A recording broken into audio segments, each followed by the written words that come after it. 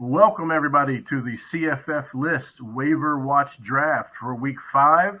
I'm Jay Mill. I got my partner, Willie B, as usual. How you doing, Willie? Doing well. What's up, people? And we've got two guests we're really excited about. We've actually got a duo here with us joining. So we got double duos going on. We got Justice and Luke Probasco from the G5 Hive, a new podcast that I'm excited to tell you guys a little bit more about once we go through the recap of week 4. But again, welcome Justice and welcome Luke. We're going to get back to you guys in just a minute. All right, Willie. I don't know. I feel like you should run down the results from last week because I feel like I'd just be bragging if I did. Yeah. Okay. Yeah, I can see that. My squad pulls up last place. We it wasn't that terrible, but Xavier Henderson didn't do well. Colin Lacey had 31 points. So we finished with 89.9. Kyle actually had a pretty decent game other than Jamal Bell. He had third place with 91.3. And then Moxley, I knew what his team was capable of. Jalen Lucas kind of let him down. I mean, he probably would have had the record had Lucas done what he normally would have done, but he had a 123.5 is probably, I think, maybe third best of all time. And then Jay Mill, of course, wins it. He had a DNP and still pulls 139.3, which is second place all time. So thus far, had 30 plus point guys. Along with that, LaDietrich Griffin. Wow, this kid is coming out of nowhere, pulling a 39.5. So nice win there for you. Thank you. I mean, we say out of nowhere, but if people had been paying attention and listened, I said the Mississippi State coaches hyped him up all preseason. He warmed up with the end around for the touchdown in week 3. I believe this week I text you at halftime of his game when he had 4 catches for 205 yards and a touchdown in one half to start his game. Slowed down a little bit in the second half, but yeah, he did everything I was hoping he could do and more. I had the big game from Thomas Castellanos, who, by the way, is still eligible. We'll see whose list he might be on for this week, if anybody, with 33.5 points. And I had Darius Taylor with the 36.6. Yeah, getting to that, I mean, that's why this waiver wire draft that we do is so beneficial to a lot of people. We had six people on this list that scored over 30 points. Right. That's why the waiver wire is so important, and you need to be, kind of paying attention to that because you just never know. Yeah, and I'm going to give Chris Moxley a big thank you. Like I said, he's number one among our what do we had? We've had 8 guest pickers so far. He's in first place with his 123.5. I admitted last week when he mentioned Zion Chris from Louisiana Lafayette, I didn't have any idea who he was. I didn't realize, he had come in as the replacement when QB1 went down at Lafayette. But I said when he mentioned him, I was excited about his stat line. I looked him up. I actually went and picked him up in 2 different leagues, and he helped me win a game this week because I got him in the lineup with those 33 points. So thank you, Chris Moxley. Really appreciate it. And there are a couple guys on all of our teams that are still available. So it'll be interesting. And so we'll run through the rules on that really quick. We're looking for guys that are rostered on less than 30% of teams on Fantrax. We draft 1 quarterback, 2 running backs, 2 wide receivers, and 1 tight end each. The goal, and we all really met that standard this week, is really to try to get to 90 points. We feel like 90 points is the respectable cutoff line, which we always talk about. You want to get you a 20-point quarterback. You want to get you some 15-point running backs and receivers. And God willing, if you can get you a 10-point tight end off the waiver draft, you're probably ahead of the game. But that's kind of where we see a respectable, team coming in. If you can hit those numbers and get your 90 points, we feel like we've done everybody a good service. And with that, I think we will introduce our guests and see if they feel like they're going to be capable this week of reaching that 90-point threshold for us. Like I mentioned, it's a duo. I'll let them talk about kind of the foundation of their new podcast, G5 Hive, which I was able to catch last week and was really impressed with. as a huge fan of the G5 schools, and really, a lot of my players always tend to come from there. Really appreciated some guys, having a podcast dedicated to the fantasy aspect of Group of Five players, which seems to be the theme over there. We've got Luke Probasco and his partner Justice. Guys, we'll start with you, Justice. Go ahead and introduce yourselves and let us know how the show came about and what else you might be getting into. So I'm Justice. I've been playing college fantasy football for probably 25 years now. In addition to the G5 Hive, I do IDP on the college side. I do an IDP podcast for college, Debbie IDP Grind. I write IDP articles and tools for Campus to Canton. And I guess this past summer, Luke had been DMing me through Twitter, asking me for some help for some of his drafts. And our friendship just kind of grew from there. And he kind of had an idea. And I said, "Hey, well, let's turn this thing into a weekly podcast." And so that's kind of how it came about. And so there is no, as you mentioned, there is no really content dedicated to G5 only. And so we both kind of felt like that was kind of a good place a good space to get into. I'm personally a fan of a G5 program, Old Dominion, and so I'm very familiar with the Sun Belt and a lot of the G5 schools, and so just kind of felt natural and a good spot for us. All right, very nice. Luke, welcome also. And I know you've done some interviews for some folks in the past that I've caught. I think you actually had the pleasure of, was it Gene T last year that you talked to before he started his career? Yes. Yes, yeah. About that and what else you do? So I do my own Substack. It's real original. I guess it's tips, trends, and takes.substack.com. Okay. And I did that in the off season because I wanted to see what new coaches were at new places and what their tendencies were. Humans, we are creatures of habit, and definitely in the college side, pretty stubborn. It's like we're going to find people that fit what we want to do. So we're going to keep just doing that. So I was doing it already for fantasy football. So just like, hey, let me write it and help the masses if they can. Enjoyed that. And like I said, I went from dynasty football right into C2C football. And I loved it. This is year 3 of doing C2C, and it became very clear to me pretty quick that I can pretty much make a G5 team and win my C2C. I might have a rough 3 weeks, but all you got to do is make the playoffs. You got Maction, you got all these other games going on that's when you can take over. So that's kind of how I started doing this, and then I really believe in the C2C format, so I reached out to the guys at Campus to Canton. I was like, hey, I love networking. I love talking to people, talking shop about football. So then I think Ashton Genty might have been my first interview that I did, and hearing his story, being overseas for a few years and then going to the highest level of high school football there in Texas, and then making his way to Boise. Yeah, then I just started trying to talk to other beat writers because it's hard to get any information out of the schools, and yeah, just try to get that information out there. So that's what me and Justice are here to do. Prepared for this draft and achieving that magic number of 90 that we like our guests to try to work towards. Yep. I am.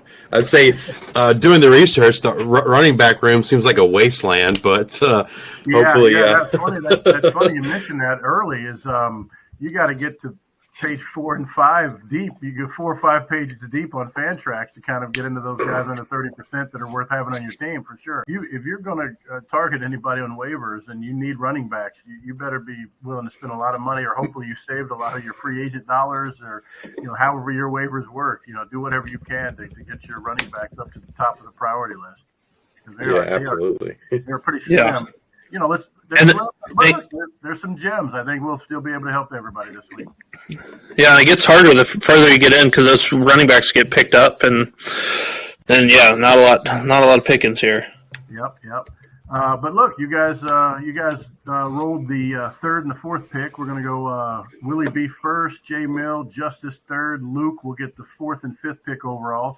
It's a small draft, but it is still a snake draft to be fair for that person on the back end. So, Willie B, without further ado, would you like to kick us off here? Who is going to be 1.1 of the Week 5 waiver draft? All right. Finally, everybody has listened to Jay Mill specifically, taking Darius Taylor off of our list since he's too high. He's over that percentile, thankfully.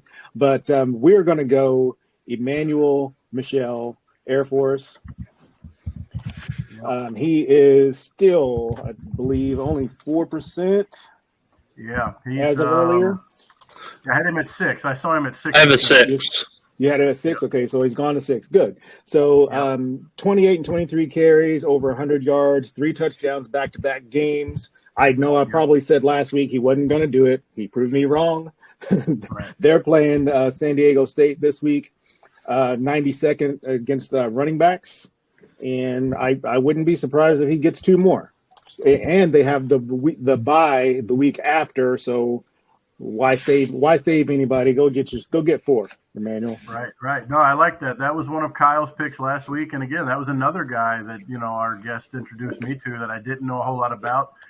We all kind of had Eldridge earmarked as the guy that was going to be in that key position for Air Force, and as Kyle mentioned last week, it looks like Michelle has been designated as kind of the key back in that Air Force backfield, which is again proven to be pretty potent. So somehow he's still at 6%. I guess a lot of people also weren't believers last week when Kyle tried to push him out there. But I have a feeling after what he did last week and the week before, we'll see him shoot up over 30, and this might be the last week he's eligible. But all right.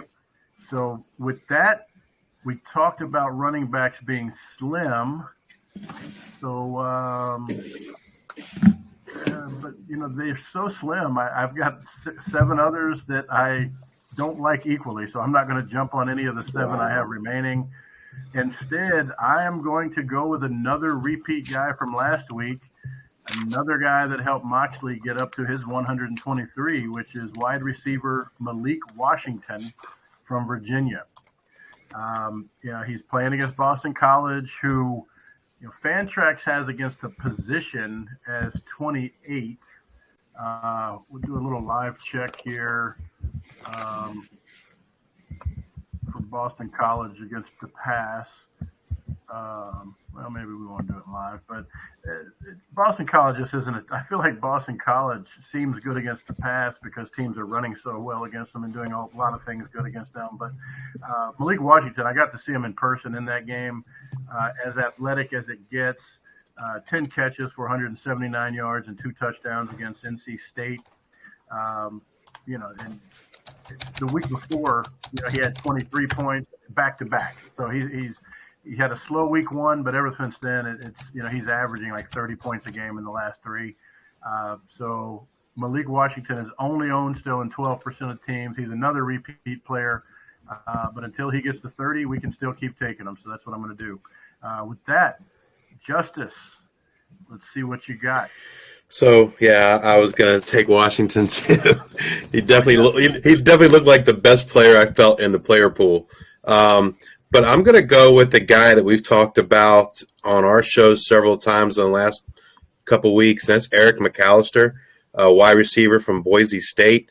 He's been what we call a 20-20 guy. So he's top 20 in the G5 in targets and top 20 in targets per game as well as yards per game. He's been pretty consistent for Boise State. They're playing Memphis this week. I feel like that could be a shootout game. So I'm feeling he can get 20-plus points for me. It looks like he's definitely their number 1 target. So he is one of 2 that I had starred that I was going to target. So I guess that would be an official snipe, Justice. We got back-to-back snipes. Maybe we can do a first-time waiver watch trade afterwards if we think about it. All right, Luke, it's up to you. All right.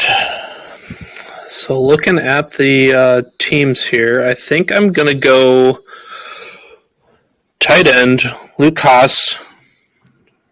He is currently 15% owned.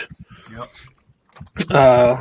We'll go there with our first pick. They play Texas A&M, which is hard. I assume they're going to be playing from behind. Yep. So they will be throwing the ball currently for the seasons. He's got 15 receptions on 19 targets, 239 yards, and 3 touchdowns. Against BYU, he had 17.8 fantasy points. Then this last week against LSU had 31.6, 2 touchdowns. So I'm going to take a little bit of a gamble and go with the tight end first. But just hopefully I picked the right one. I think you did. I think he's the one that I had asterisked at that position that I really wanted more than any. He's also a true freshman, so I think what people should know is as the season goes, if you've got a true freshman that's starting, it seems that they'll only get better as the season progresses because he's fresh off of playing against other 18-year-olds. He's getting used to playing against 21 and 22-year-olds, and he's doing a good job. He's a clear tight end one for Arkansas, and he's only getting better. He had 18 points the week before his 32, which was an improvement, on the week before that. So he seems to be growing exponentially. I think he is one of the last worthy remaining tight ends that can be trusted and picked, this year because they're not proving to be too reliable for anyone, no matter how big their name is. And you have back-to-back. You got back-to-back. I think I'm going to go with kind of a floor play here. I'm going to kind of build my team. I'm trying to beat you 4 and also kind of, how can I beat everybody else before me? I feel like I got to have a nice floor. Okay. So I'm going to go at wide receiver, Sam Brown, Houston. I would call him 1B to Matthew Golden. He's not getting any touchdowns, but they play the second-ranked Texas Tech team, and Texas Tech isn't really that good, but Houston hasn't been nearly that great either. He is at exactly 30% owned, so I didn't know if he qualifies, so I guess I should ask that first. Yeah, he actually does not. Okay. All right. You're going to have to go to Willie Well, B. then- Willie B is the stickler on that. Normally it's got to be under. Okay, that's fine. And go with Lawrence Keys the third. Lawrence Keys. Tulane. He is. Yep. Yep, he is 5% owned, Okay. and they play UAB, which is 96, and UAB likes to throw the ball. Hopefully this is a game that there's a lot of passing, a lot of points scored. I'm hoping that Keys is able to be a part of that. I'm looking up some of his stats here, but he averages 6 targets a game, 4 receptions, and he's 13th in the nation in the G5 in yards. So he's getting the yards, which is get you the points. Right. Yeah, and he's been consistent. Right. Yeah, he's looks like he had a good week 1. Couple mediocre games in between, but he's been consistent. He's consistently getting those 4 and 5 catches, which is what you need, especially as we begin to approach the midway point of the fantasy season. You're not going to find too many 20-point guys, so if you're hurting at the positions now, I think people will gladly take that consistent, 14, 15-point guy who's capable of a bigger game that, might get 25, if he gets that touchdown or 2. So, I like the pick. Justice brings us back to you. All right, I'm going to take running back Kieran Adams from the University of Massachusetts. He's another 2020 guy for us. He is top 20 in total touches per game, as well as total yards per game in the G5. And they're playing Arkansas State, which is like one of the worst rush defenses, one of the overall worst defenses in all of FBS. And so I expect him to get 20-plus points again this week. Yeah, and he's actually a guy that Willie B and I have had in the Kings Classic, which we've always got to get a mention in there since we're doing so well. We remain undefeated, the only undefeated in the Kings Classic. We did take Adams out of the lineup, didn't we? We took him out of the lineup this week, Willie, but he's a guy that, I think we got to consider on a week-to-week basis, keeping in the game, and it is likely he'll go back into the starting lineup for us this week. He's been another guy he hasn't blown people away with his numbers, but he's been very consistent. Very consistent, yeah. Yeah, that consistency's there. So let's see. I think I better grab one of my running backs now because that makes now 2 of the 4 that I really wanted out of the 8 that I had taken. So I'm not going to wait much longer. I'm going to go ahead and take Elijah Gilliam from Fresno. He's playing against Nevada. That matchup doesn't concern me at all.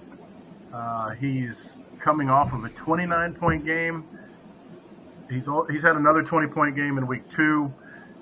He's averaging 18.5. He's been a little bit up and down, but I think you're starting to see more touchdown production out of him. And he's definitely proven to be the go-to guy at the goal line for Fresno. So I like the matchup just as well with Nevada. So I think now that we're getting into conference play, a lot of these G5 matchups are going to be very beneficial for a lot of people. As you can see, we're all going pretty heavy G5 with our picks so far here, too. We've all got at least one group of 5 guy going right now, sticking to the theme of the week. Willie. Yeah. Back to back for you. Back to back. Okay. It's kind of going the way I thought it would go. Wanted you guys to kind of get Malik Washington off the board. Adams, I pretty much figured he would. So we're going to take our second running back. We're going to go Ishmael Mahdi from Texas State. He is, let me get my notes on him. He scored in every game. He's very explosive. He's averaged 11.1 points a game. Had his breakout last week against Nevada, 21 carries, 216 yards, 2 touchdowns. We're talking about the explosiveness. Also has 3 receptions on the season for 77 yards on a score. So, I mean, it's almost like, you give this kid eight touches, he's going to score probably once every 7 or 8 touches. So kind of like what he's doing there. He's 5% owned. Yep. As I said. So Ishmael is going to be my pick as Texas State continues to find their groove, but now they're scoring left and right. Yeah, let's point out real quickly the common factor between who I took and Mahdi's big week this week was against Nevada, which is another reason I like Gilliam. He gave up a huge game. Mahdi had a huge game against them. And his increase in carries is something you've got to love also. I know Calvin Hill was a name I've earmarked the last 2 preseasons who I thought was going to be a solid player for Texas State. And 2 years in a row, he started off as running back 1 and just seems to disappear. And Mahdi seems to be the latest running back to take over what I thought Calvin Hill would do in terms of production at Texas State. So that's a good one. Who do you got next? After that, I'm gonna play the number game here.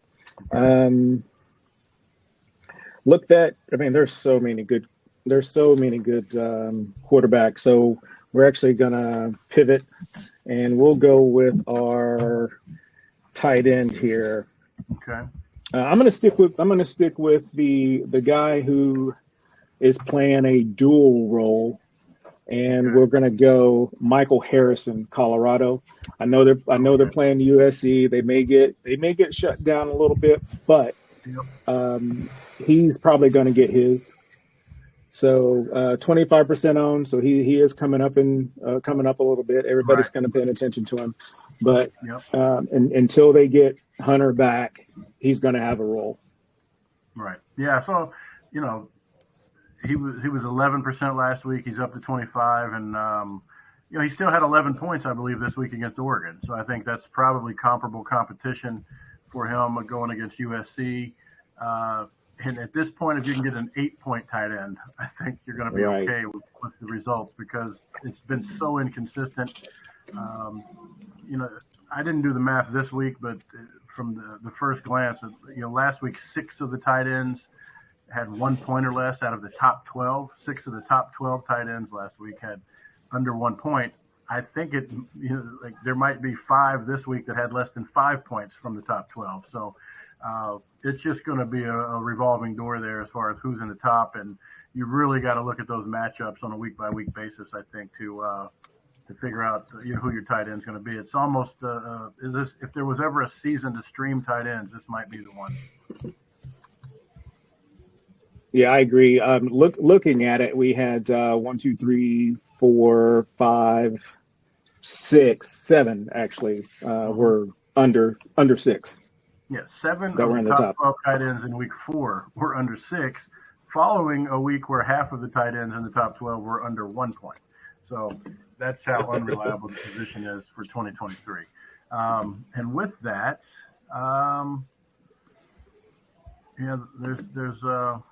there's not one that I'm really excited about that I'm going to take yet. I was making sure some people were talking about them. The 3 that are there, I think good options, but there's not one that I'm dying for this week.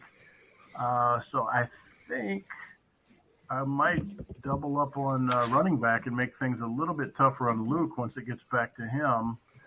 I ain't worried. He's got some up his sleeve, it sounds like. Okay.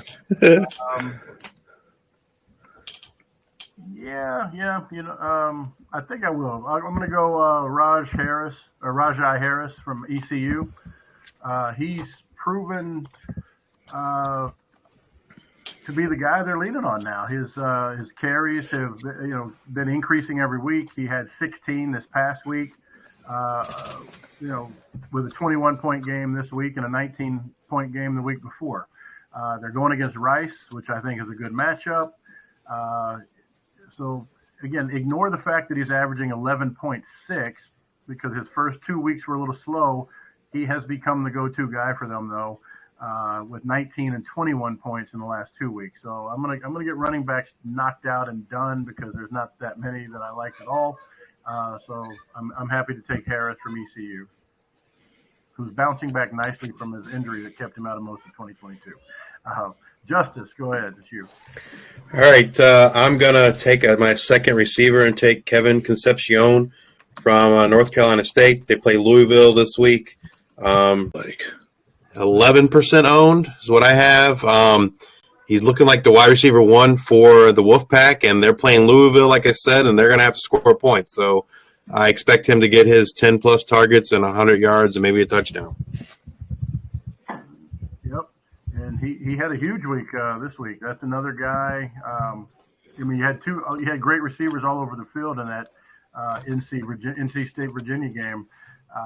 He was trying to match Washington and go toe-to-toe with them, and ended up with 30 points. So, he's another true freshman also. That's the second true freshman that's come off the board, if I'm not mistaken, from North Carolina State. And he's 11% owned. So a lot of people should be able to get their hands on him. There was a lot of hype on him in the preseason. Then it kind of shifted to the tight end at North Carolina State that's also a true freshman. But, I think eyes are back on Concepcion now. Yep. And Luke, that's going to bring us to you with another set of back-to-back picks for you.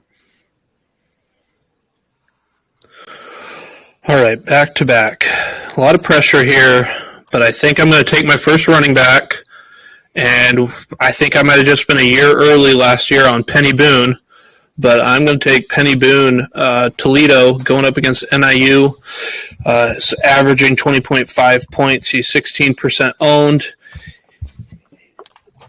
He ran the ball a lot this last week, and I think this might be the Penny Boone. This might be his time. Show. We had 24 attempts for 211 yards against Western Michigan and 2 touchdowns. And he's averaging 20.5. So it's rare to get a guy averaging 20. So I think you might be right. It looks like they're starting to lean his way. All right, so that gives me a running back, a wide receiver, a tight end. Do I want to be the first to take a quarterback? I do not. So let's, it's a weekly contest, so sometimes you got to take some shots. And I think, and Justice and I talk about, we got to have, your attempts. You got to have that volume, because if you follow the volume, everything else will come. You know what? I'm going to totally avoid any of that advice. I'm going to take a straight gut call here, and I'm going to go with, let's see here, somebody who is averaging not very many touches, single-digit touches, but they seem to be the touchdown guy. I think I know who you're. I'm going to go with Dean Connors. Okay. Rice. Let's see here. He is 1% rostered. They play ECU, who is 110th in the nation. He just seems to be that touchdown guy. He's got 3 touchdowns on the year for the Rice Owls. This last week against Southern Florida, he had 6 receptions on 11 targets for 98 yards and 2 touchdowns. So you got to build in some variance here in your rosters to try to beat these big scores. So I'm gonna go with Dean Connors and get me some touchdowns. All right. Yeah, I'll save my. Once we're finished, we'll talk about the guys that didn't get taken. So I'm gonna save my comments on the running back I thought you were going to take for afterwards. So there's another low volume guy who's out there that I was considering, but yeah, we'll compare some notes when we're finished here and see who else might have had him. Justice, will you be the first to take the quarterback? I am. I'm going to take another true freshman, and that's Jalen Rayner from Arkansas State. He started last week for Arkansas State, scored 40-plus points. He did it through the air. He did it rushing. Again, they're playing UMass, not a great defense. So I'm hoping he can get me, 30-plus points again this week. Yeah, and he was also the second highest scoring quarterback in college fantasy football this week. He made our perfect roster second team as the second highest scoring quarterback in his first start ever. So that was somebody that was not on a lot of radars this week with only 1% rostership. But I have a feeling he is going to increase very quickly as people scramble to find. Oh yeah. Yeah. Yep.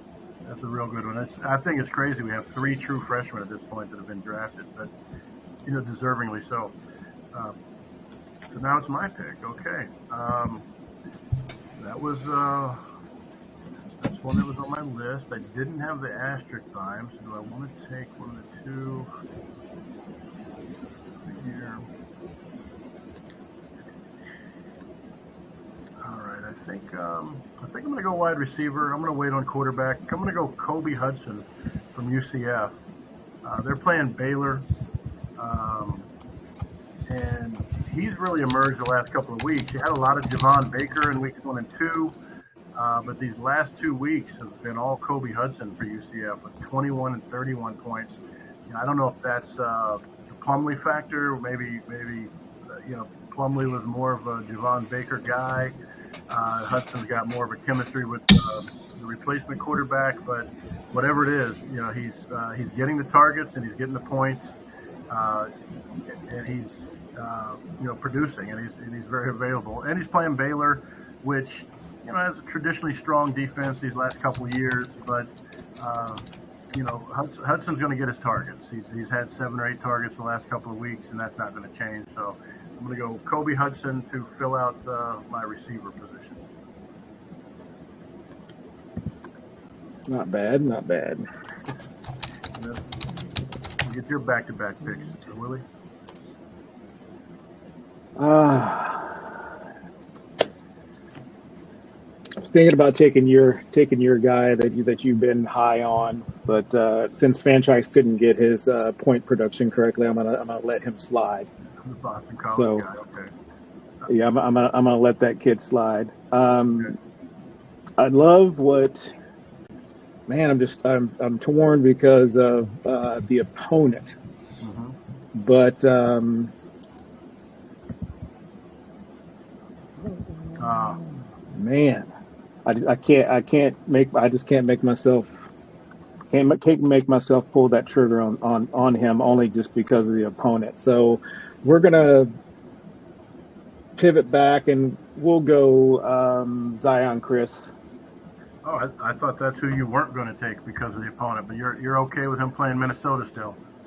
Yeah, I like I say, I have six guys. One's already taken. Um, Yep. the opponent is what I'm talking about as far as I can't say who that is quite yet because you guys might Okay. take him, but Right. I do like what Chris that dual threat of his. He's 33 points last two games. Right. I know it's Minnesota, but like I said, I mean it's still Minnesota. So I Yeah. mean And you gotta that love a guy. They just lost to Northwestern. yeah. So that's Yeah. what I'm saying. I mean, Right. as Right. much as we try to pump them up, it's we have it in our heads sometimes. But when guys go to the pros, they're really not the same team. This isn't Tucker's team anymore. So I'm not too afraid of Minnesota. So we're gonna go Chris until he has that slip up. Right. And so me again. Now we get to, and I was hoping that this would happen. I mean, I knew all of you guys would take your running backs. This guy, I've been sitting on this pick for at least 3 weeks. So we're going to go. This is a dual threat guy. We're going to go Jamal Haynes. I think he deserves to be. He's one of those hybrid guys, is what we're going to call the dual position guy. Mm-hmm. A little sneaky pick, double-digit points, all 4 games. They get Bowling Green this week, who's 97th. So we're going to go Jabal Haynes out of Georgia Tech is where he's from. Okay. He's listed as a running back. He's had 18 and 19 carries the last 2 weeks. Had a score this past week. He still catches a little bit out of the backfield. And he's under that roster percentage of what you want, which is at 10% owned. But he's one of those sneaky guys. I feel like in my notes, I should have taken him, 3 weeks ago. He'd have been my second best wide receiver the last 3 weeks. And with his production of 16 and a half points a game, probably would have won me the competition 2 of the last 3 weeks. So that's why I feel like I need to go ahead and get him in case one of my guys slips up. All right.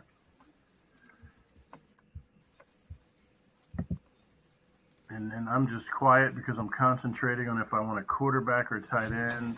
There's 2 quarterbacks off the board.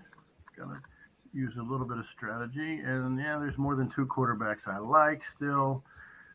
So I'm gonna do this one just for justice to put a little fun in it. He mentioned he's an Old Dominion fan. I know you're taking. I'm gonna take, and I don't know if you knew this, Justice, but I did. I know what you're gonna say. I knew that too. He's actually replacing my son as number 83 at tight end for Marshall. It's the new tight end that transferred in from Central Michigan to Marshall, Cade Connolly. Who has been very productive in terms of targets and catches, has yet to see the end zone, but I think that's coming against Old Dominion this week. He's been saving it for you guys.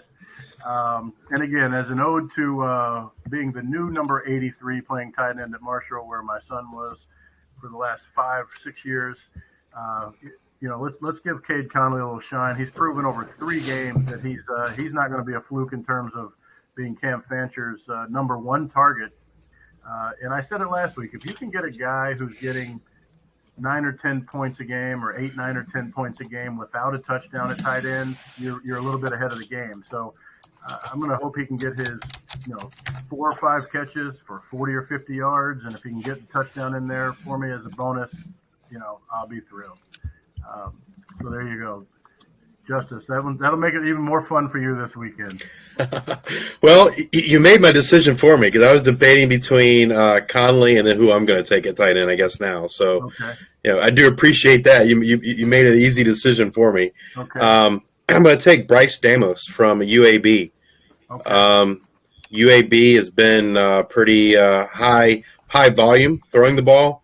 They're playing Tulane this week, so I think they're going to have to continue that trend. And Damos has, been pretty steady. Getting, last he's gotten 2 of the 4 weeks he's gotten 8 targets. The 2 weeks he didn't, he got 3 targets. He scored 2 touchdowns. So here I'm hoping he can, get me 4 or 5 catches for 30 yards and possibly a touchdown. There you go. All right. And yeah, I see, I was going to say you didn't need to take a tight end because we all had one, but you also have a running back and you all have them too. Yeah, so. You don't need to worry about a running back either. So yeah, you can announce that whenever you're ready, but we'll let Luke go first and close out his team. Oh boy. I am debating here on which wide receiver to take. I am between a couple, and I took some. I've been leaning into the variance a little bit, but I am terrified of one guy that would be a lot of variance, and I'll just talk. I'll do a little table talk about him. But it is Xavier Henderson out of Cincinnati. I mean, he is boom or bust. He is right at Tell us about it. Yeah. 27% owned, and they play BYU. But I think I'm gonna stay clear of him, and I'm gonna go with somebody who's 16% owned. Yep. I'm gonna go with Reggie Brown for JMU. Okay. Again, our 2020 bucket that we talk about here on the G5 Hive, he is 11th in yards. He averages 6.75 targets a game and 3.5 receptions a game. So he is the deep threat guy there. Who do they play this week? They play South Alabama.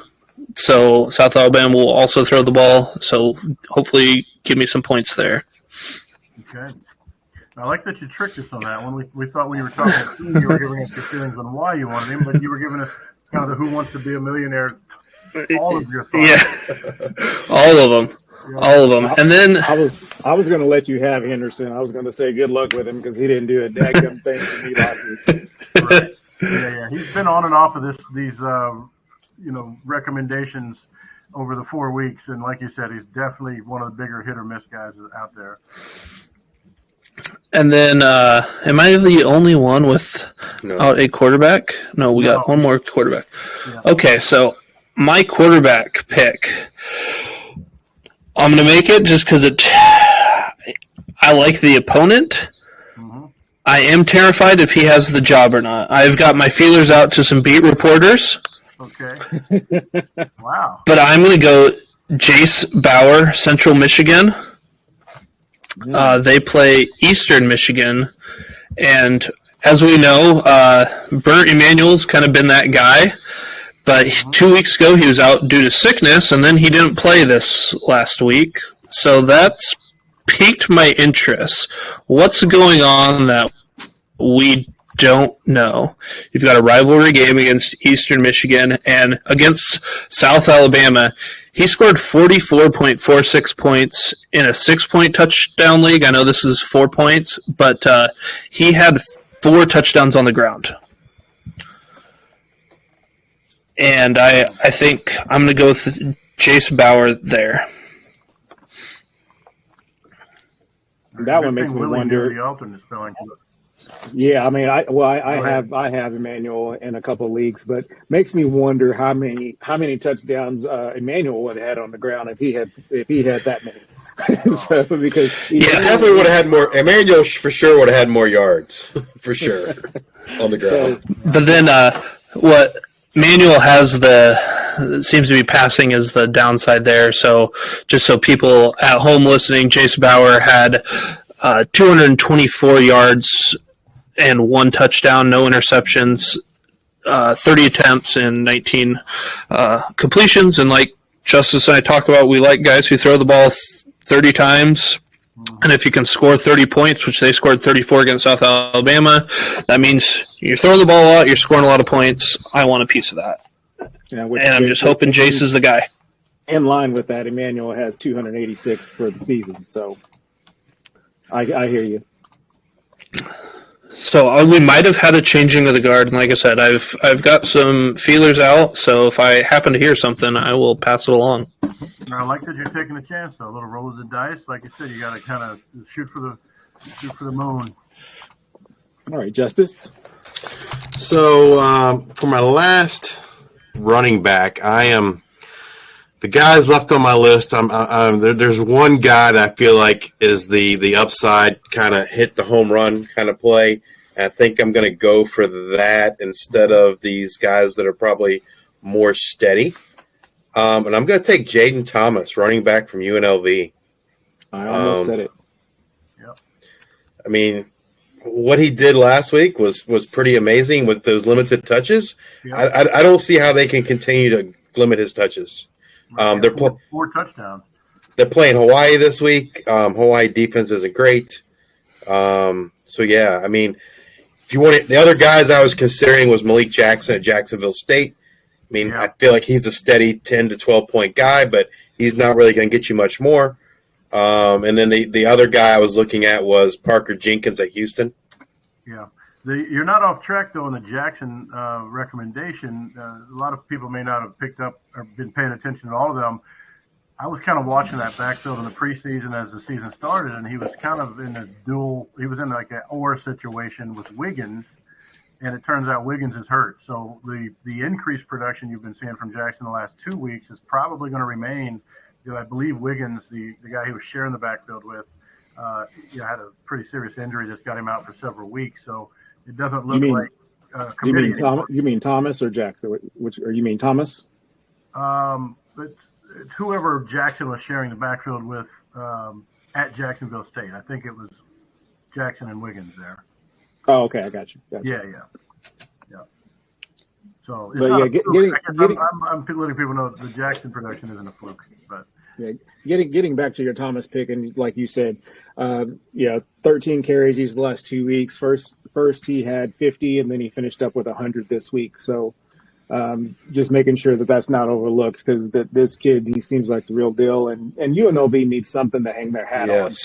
So hopefully they don't try to prove how smart they are and start passing this week. And that's what everybody thought they'd be doing a lot of when the season started too. Justice has a nickname for that offense. I didn't come up with it; someone else did. But the no-go offense. Oh wow! Okay. Yeah, it was quite a bit of hype when the season started. Yeah, the go-go offense, right? Yeah. Yep, the go-go offense is the no-go offense. So actually, I actually think. It might have been Nate that came up with it. It's either Nate or Chris K. I feel like it sounds like either one of them. Yeah. Well, I like how you talked us through that, since you weren't going to be giving up any picks there. I think I'll do the same thing, but I'll move through it quickly here. 3 of my starred quarterbacks, meaning the ones that I really wanted going into this, are all here. The ones you guys took. Well, the 2 of the 3 were on my list. Bauer was not, because Luke's again, shooting for the stars there. But I've got Castellanos, from who's coming back again from Boston College. Finley from Texas State, who was on our waiver watch last week playing Southern Miss, and Mikey Keene from Fresno going against Nevada. I think I've talked myself out of Keene because I don't want 2 Fresno guys in the same week. So I think I'm going to be the guy that I'm going to change mid-sentence here. I'm going to go Castellanos again. Why not? He's playing against Virginia, who's 115th against quarterbacks. So yeah, let's give me Castellanos. He was good to me last week with 33. He has yet to have a game under 23 points. Going in order from week 1, he's had 26, 23, 32, and 33. He's listed incorrectly. None of the Boston College players' game logs are in the system this week for whatever reason. I noticed that Castellanos and Robichaux at running back aren't showing up with any stats for week 4, even though they both did play in that game. So there's a little funky thing going on with their averages. But he's averaging 27.4 a game, and he's been very consistent, which is why I liked him last week. So I'm going to stick with him again this week. Castellanos is my final pick. At 20% owned. That's what Willie already has in the box. So, Willie, close us out here with the final pick of the Week 5 draft. All right, I didn't have to go with another hybrid pick, as you guys just kind of avoided a lot of the wide receivers I was thinking of. But this guy here, let me making sure he's still okay. We're going to go Andrew Armstrong, Arkansas. It's 10% owned.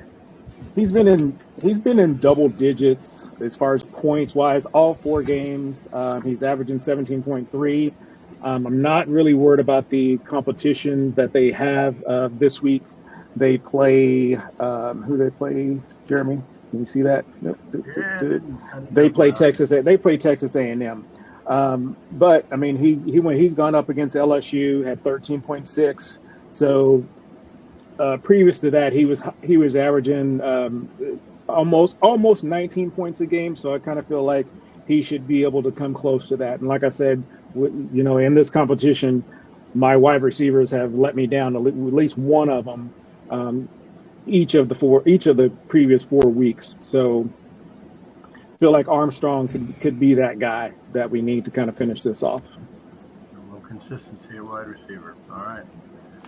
Okay, well, that will wrap up the Week 5 draft. We will finish with some final thoughts on our team. Let me give us a little 30-second snapshot of how you feel in general about your team, starting with Justice, and then we'll have Luke. I feel like I got a decent floor, and then Thomas and Rayner kind of give me that upside. At least that's what I'm hoping for. I feel like the rest of my team's pretty solid. So hoping that Thomas and Rayner can kind of go nuts for me and push me to the top. Yeah, I like it.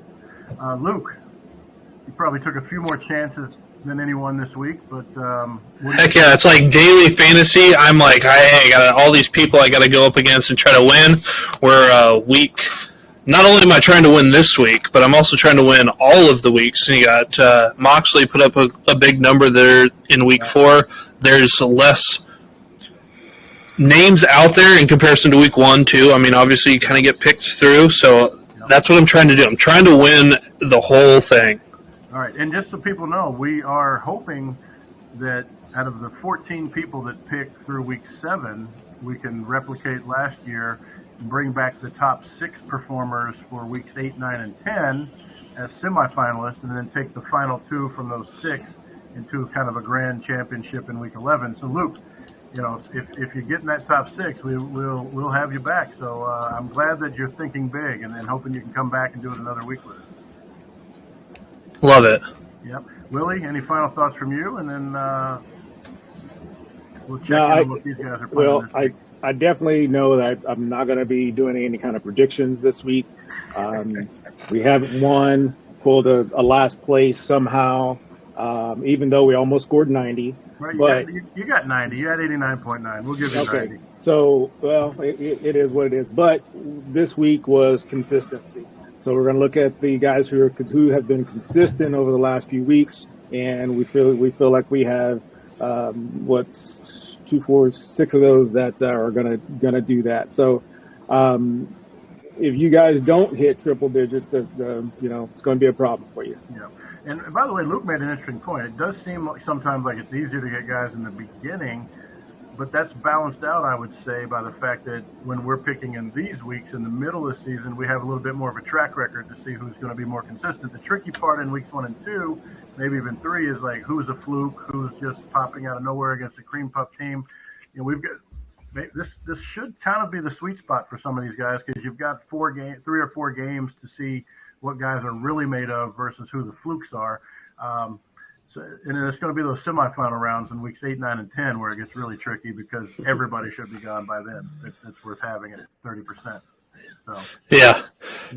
With that said, what are you guys going to talk about to give a little quick sneak peek on the G5 Hive? And then it's probably like scores of who can put up like 50. Yeah, exactly. Which did happen last year in the semifinals. They had a 40 and a 50 in the semifinals last year.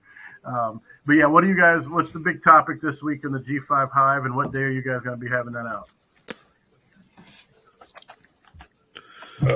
It'd be Monday night. We record every Monday night, usually around 10:15 Eastern time. Okay. And we just kind of do a weekend review of the G5. We kind of give you, the news and notes of the G5, injuries, new starters, that kind of stuff. And then we run down our 2020 guys, looking at volume for quarterbacks, wide receivers, and tight ends. Mm-hmm. And then we close out with waiver wires for the G5. And we use the same criteria you guys do. We use that 30% threshold. So, yeah. Okay, good. So that's live. That's live on YouTube, on Twitter. Then we got a podcast, and that's on Apple Podcasts, on Google. What else is there, Justice? Spotify. Spotify. And we try to do that Mondays. So there are some leagues that waivers run on Mondays because those are the really deep leagues that are like, hey, before anybody gets their stuff out on Tuesday, like we're going to have these run. Well, we're trying to help out everybody. Let's, put it out as soon as we can. Plus, once you get to the Maction and you get to Tuesdays, you might, you got to get those in pretty early. So. Yep. All right. Well, good luck, guys, and hopefully we see one of you guys or both of you guys back at that top six. And we'll keep you updated throughout the weekend. Normally, we kind of do a midday update, see where everybody's at, so we can have a little back and forth and see who's outperforming who. Sounds good. Looking forward to it. All right, Willie. Sounds great. Anything else?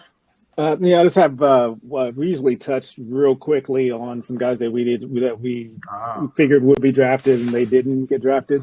Yep. The one quarterback that I was talking about was Braden Fowler, Nicolosi. He's 6% owned. Right.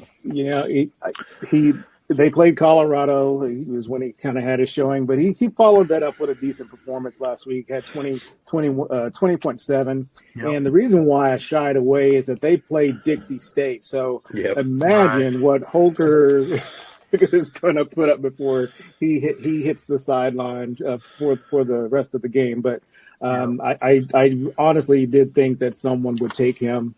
Yes, you were worried about the opposite. I thought you were worried about somebody like Chris, who you took playing Minnesota, which is tougher competition. You were worried about the Colorado State quarterback for the opposite reason, thinking he'd get yanked early, maybe play 2.5 quarters and not get enough action to make him worthwhile. Yeah, that's that everlasting dilemma we always talk about. But thankfully, this should be the absolute last week for the FCS games that these guys play until the SEC circles back around in week 9 and does it all over again. Yeah, and then wide receiver wise, I thought Lewis Bond might get his shot, and then some guys who on the threshold. We got Brendan Rice, who's 28%. He's getting into that point where he's going to get his couple of games. Mm-hmm. Now that Dad's probably going to be on the sidelines more often. Is for USC. So right. I thought this might be his week to get his shine before he gets over that 30%. I also thought about Brendan Rice, but you think back to all the wide receivers that what's the head coach's name? Lincoln Riley. Lincoln Riley. They kind of just spread it around all the time. You had Hollywood Brown, and that was kind of and CD Lamb. That was kind of everybody else it's spread the love. So that kind of scared me away a little bit because he just had his big game last night. Last night. Both from Oklahoma. Yeah. Oklahoma's our team, and we know too much about that because, if you're a fan of a team, you want to have some guys from those teams. And so we've learned from his Oklahoma days, it's not worth drafting his wide receivers. The thing I was thinking about with Rice is that he's the senior, he's the steady riser. So he's gone from 8.2, 12.7, 14.5, and then he had the 32. Right. So he's been the steady riser going. So now you have against Colorado, they're going to have to try to put a showing. This may be his last chance to do that. That's why I was thinking it might be the week to get him. Revenge game? Exactly. But I mean, and the thing is, when I was talking about, I think I said in our other show, Jeremy, when we were talking about Caleb, I knew, and I almost picked him to have the best, so best worst, because I knew after that bye he was going to have to try to show out to get himself, back, and that's exactly what he did. And it's going to be between him and Penix to see who's going to be running up that score, who has the last late start in the Pac-12, to who can make that last impression of the night. Right. Yeah, and I mentioned some of the guys that I at quarterback was considering that didn't get taken. The only other one I'll mention is, I forget who it was that was talking about a low volume pick. Was it Justice talking about who? Where was it? Yeah, Dean Connors. It was Luke taking Dean Connors and talking about him having kind of the lower volume. I thought he was going to be talking about Tyrone Tracy from Purdue, who was in that same boat. Just 3 carries, 4 carries, 10 carries, 8 carries, but he's had a touchdown in every single game this year. So Tyrone Tracy was actually my third back that I was considering if I didn't take Harris. The lack of volume just got to me, though. I just, he's had under 10 carries in all 4 games, but he scored a touchdown in all 4 games. So he's another low volume guy that's very efficient that you might keep your eyes on from Purdue, because I got to see a lot of that game, and he did look very athletic. He is a converted wide receiver who's now playing running back, which you don't see that often. One final name for me to keep an eye on. And rounding out the running backs then, because everybody else on my list is gone other than this guy. Tracy was the next to the last, but Jacob Caboti from Louisiana. Yeah. 100 yards, second straight game, and he scored. He has 3 scores in those 2 games too. Yeah, so. He's got dual eligibility. Caboti from Lafayette. Yeah, here's another one. So, all right, well, guys, the Sunday night game has started. We told you we wouldn't keep you, but we kept it a little long, so we appreciate the time. And do you mind if I throw out a couple names for the people? Sure, Luke, go ahead. Yeah. All right, we got McCade Hillstead, Utah State quarterback. Didn't look pretty there against JMU in the first half, but he started lighting it up there in the second half. They play UConn, which 130th in the nation. Yeah, he's 1% owned. If you just want to root for somebody, it's fun to watch. Anthony Calandria from Virginia. Yep. They play BC, and he just chucks the ball, and it's just run around and chuck it. Right. So he's pretty fun to watch. And then something that caught my eye this week was Anthony Watkins, Tulsa running back, got a few more carries this week. I'm trying to dig into exactly what's going on there. I don't know if I'll hear anything back, but they play Temple, who likes to throw the ball a lot, so get a chance, Tulsa, to handle the ball. They're 122nd against the run. But Watkins was out. He was out for academic reasons last year, and was it Demeric Prince crushed last year, and he ran the ball at like a clip of like 7.4 last year. And like I said, the lines there are pretty good. I would maybe just kind of watch him.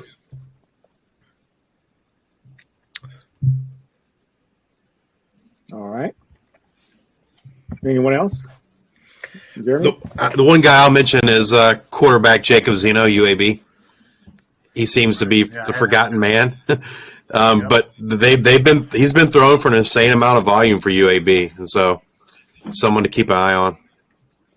Yeah, I know we said earlier, the reason why I stayed away from him is because Tulane. I still believe in that defense. That's the reason why I didn't even put him on the list this week. I may be wrong, but I'm almost one of those that has a little bit of respect for Tulane, and so I'm just going to stay away from him. Yeah, I had him on my list, but he didn't get the asterisk. Yeah, he wasn't like I was only going to take him if like the other 6 had been taken, and he was my 4th guy. So yeah. No, he's another one though. You talk consistency. He's 27, 31, 26, and 26 versus Georgia.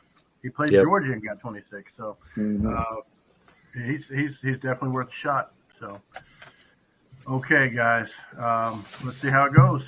And appreciate you joining us.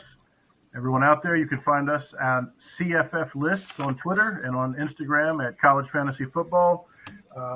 Check out our guys Luke and Justice on the G5 Hive, and I believe that, what is that, at G At letter G5 Hive. Yep. Hive on Twitter, and we'll make sure we tag them on the video as well, so you can find both of their personal Twitter accounts. But really suggest you tune in. They've got some really deep, good information. If you're a serious CFF guy, you're probably like them and love G5 just as much, so it'll be worthwhile. We've got a special project that we're working on for the summer, so hopefully that comes to fruition. So stay tuned. All right. Nothing like a good tease. All right. Thanks, everybody. Thanks for watching and listening. Good luck. All right. Thanks, guys. We'll be in touch with you throughout the week. Sounds good. Thanks. Thanks. All right. Go enjoy some NFL. All right.